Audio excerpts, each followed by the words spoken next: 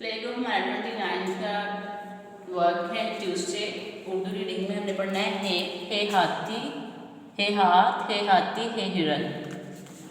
Look at this book. ये है हे और ये है हाथ। हे हाथ, हे हाथी एलिफेंट को बोलते हैं और ये है हिरन।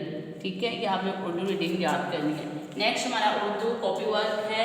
आज हमने क्या लिखना है टे। टे के ऊपर क्या होती है छोटी टॉय। टे कैसे लिखेंगे? कॉपीज की 4 लाइन्स हैं, आपने सेंटर की 2 लाइन्स में ऐसे टे लिखना और सेंटर में छोटी टॉय डालनी है। टे के ऊपर क्या होती है छोटी टॉय।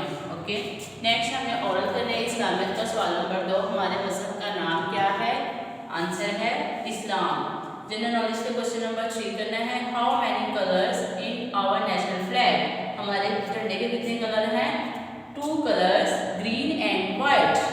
कितने कलर है? 2 कलर है। कौन कौन से हैं? ग्रीन